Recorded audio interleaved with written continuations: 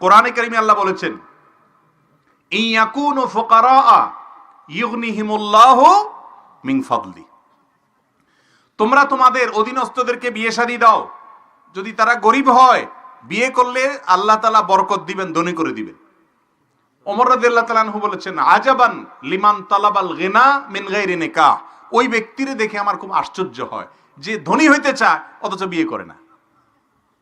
তার মানে বিয়ে করলে কি হবে?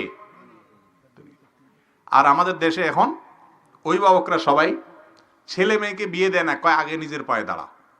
আরে ভাই, সে কি আরেকজনের পায়ে দাঁড়ানো আছে নাকি?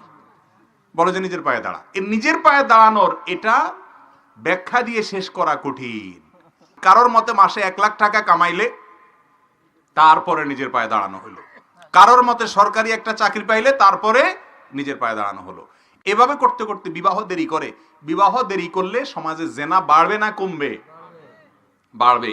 ভালো করে শুনে রাখেন মুরব্বীরা, নিজের ছেলেকে মেয়েকে সময় মতো বিয়ে দিতে যদি গড়িমসি করেন, তথাকথিত পায়ে দাঁড়ানোর অপেক্ষা করে, মনে রাখবেন ছেলে মেয়ে যদি দেরিতে বিয়ে দেওয়ার কারণে আকাম কুকাম করে গুনাহে লিপ্ত হয়, আপনারা দায়ী থাকবেন মুরব্বীরা, অভিভাবকরা।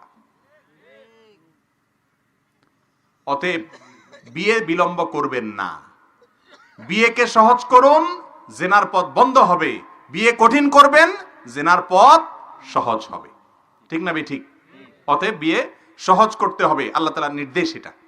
তবে হ্যাঁ, একেবারে যদি কোনো ক্ষমতা নেই স্ত্রীর ভরণ পোষণ দেওয়া, তাহলে সে রোজা রাখবে যুবক। কথা বুঝে আসছে?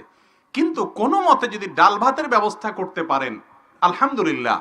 অনেক মেয়ে আছে যারা কোন রকম বেঁচে থাকার উপায় পেলে তারা খুশি, আলহামদুলিল্লাহ। খুঁজে সেরকম দিনদার মেয়ে বের করবেন এবং অল্প উপার্জনে আল্লাহ তাআলা বারাকা দিবেন ইনশাআল্লাহ। এই জন্য বিয়ে দেরি করা উচিত না।